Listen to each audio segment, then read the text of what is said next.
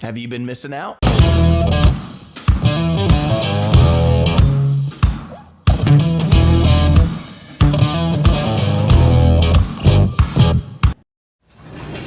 Hey everybody, and welcome to The Whole Truth, where I am taking you through the entire Bible from Genesis all the way to Revelation, and we are not skipping anything. So if that sounds good to you, reach down, hit the little subscribe button below. Don't forget, you can head over to thewholetruthbiblestudy.com and you can find all of these videos in one convenient location. So if you're asking me, some of you ask me on Facebook Messenger, on Instagram, you ask me in my email, you say, where can I find all the videos? How do I get all of them? Go to thewholetruthbiblestudy.com, all in one location. You'll see Genesis. You'll see Exodus. Now you'll see the completed version of Leviticus. All of Leviticus is there as well. And we start an entirely new series today. It is the book of Numbers. Numbers is probably the most overlooked book, or at least one of the most overlooked books in the Bible. Most people have no idea the gem.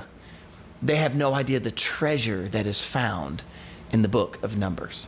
The name alone gives this connotation that it's a genealogy, that it's a book about a boring census of an ancient people.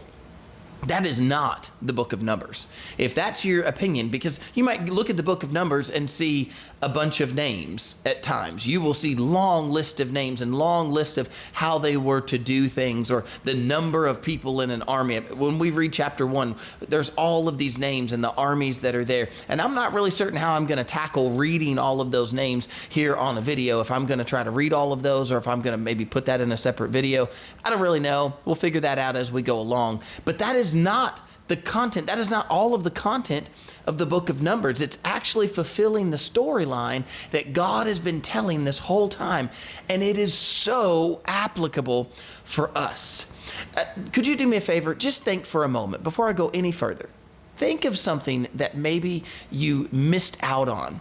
Maybe you didn't pay attention, or you brushed past it, or never tried it, maybe like a food or something that you just never tried, or and just missed out on for years. And then when you finally tried it, it was like a treasure. It was like your whole world was opened up. I used to own a fabric store, a fabric and upholstery store. I owned that for 16 plus years, almost 17 years of my life.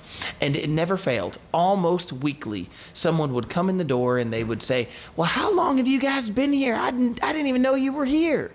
And I would say, 10 years or 11 years or 12, however long it had been. I'd say, we've been here for 11 years. And they would go, no, I've lived here my whole life. I had no idea that there was a fabric and upholstery store. And then they would say this. I'm telling you, multiple times a year did I hear somebody say this. Boy, you guys are a little treasure hidden away here in a small town. You guys are you're just Kentucky's little treasure, aren't you? Because they found that they were fulfilled, a need was fulfilled in their life.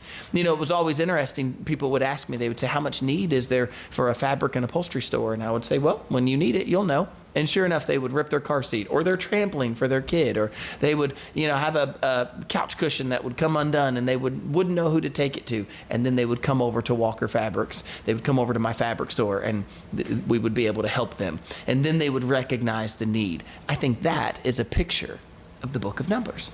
The book of Numbers, yes, it has this element that's hard to read when we read the names. We're not going to take that away. Let's just be honest about that. But man, the treasure that is inside of this book, don't miss that. So let's talk about what it is.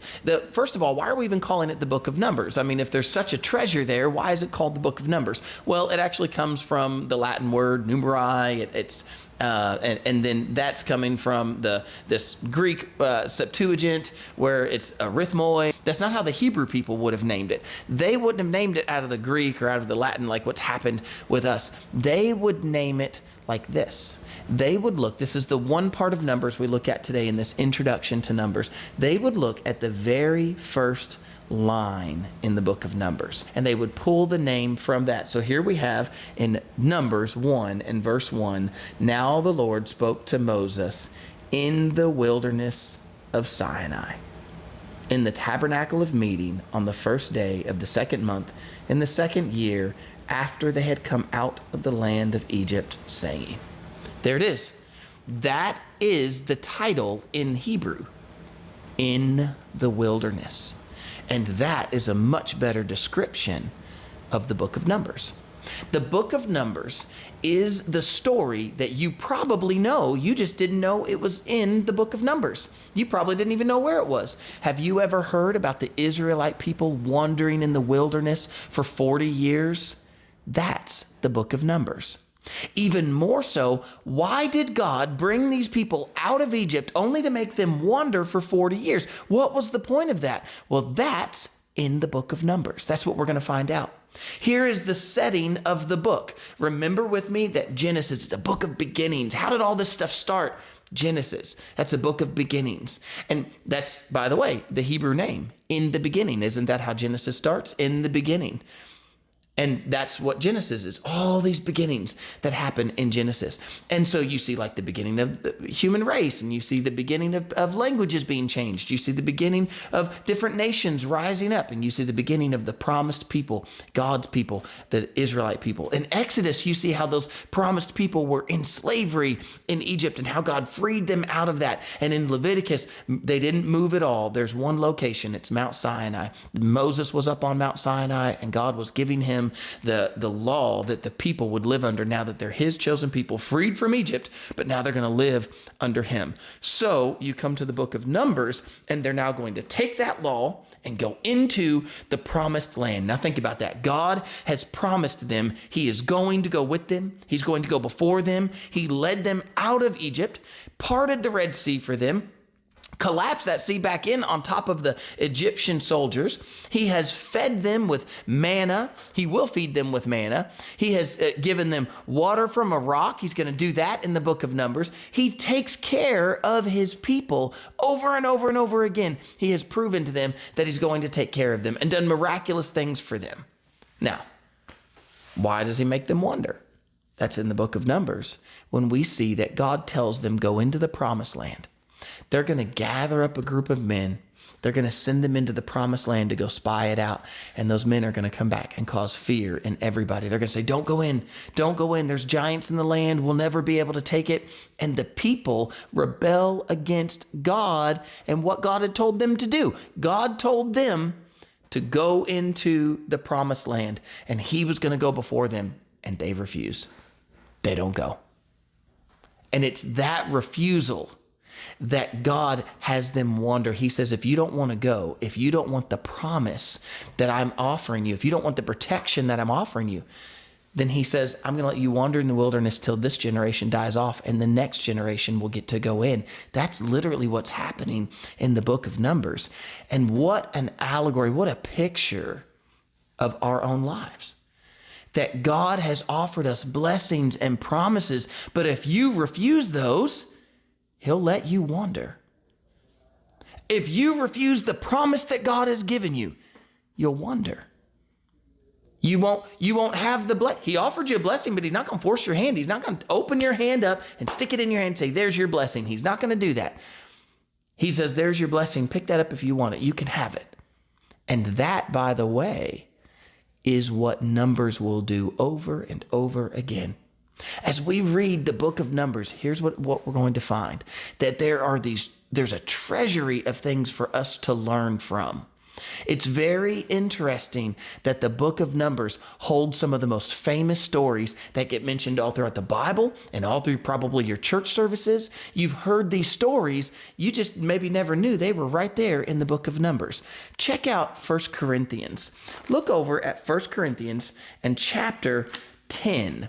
In 1 Corinthians chapter 10 and in verse 1, I want to read this to you.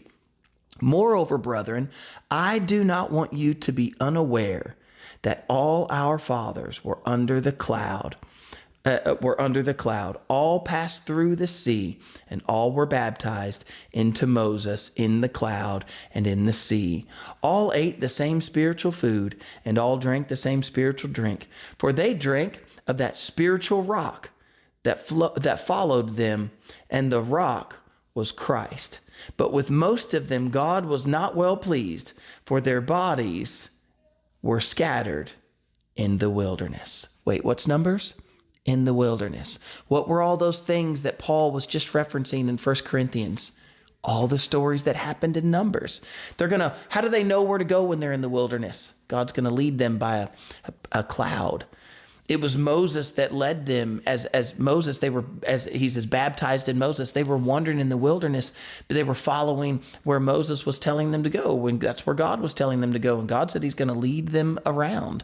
Now, I just want to read a little bit more. All of these things are happening in the book of Numbers. Now, these things became our examples. Here's the Old Testament. Those from the Old Testament, where they're going to be in the wilderness. And Paul says that's an example, to the intent that we should not lust after evil things. What's the example of the Old Testament people? Don't lust after evil things. They also lusted, and do not become idolaters, as were some of them. As it is written, the people sat down to eat and drink and rose up to play.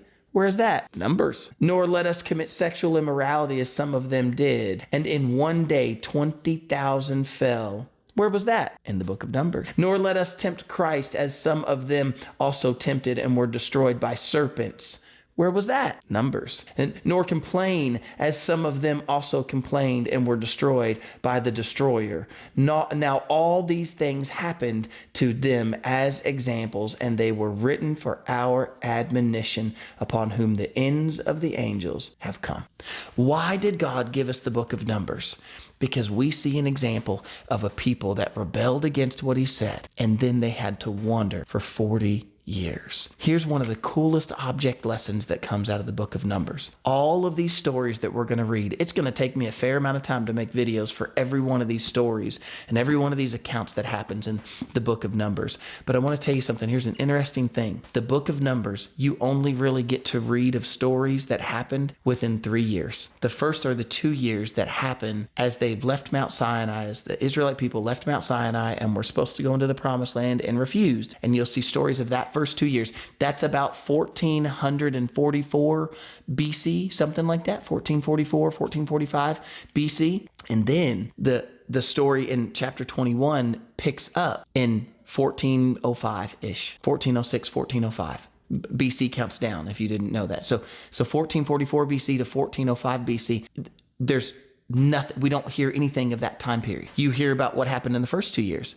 You hear about what happens in the last year before we get into the book of Deuteronomy and the people finally go into the promised land. That next generation will go into the promised land, but you don't hear anything about the wandering itself, what was actually happening. There's about a 37-year time period that we don't hear anything about. It's as if God just doesn't give us any account. And I want to tell you this. Now think of this object. Think of the object lesson that's out of this. If you ignore my barking dog, sorry, I got to keep going. I'm 13 minutes in. I'm not going to quit. But pay attention to this. Just forget about the dog.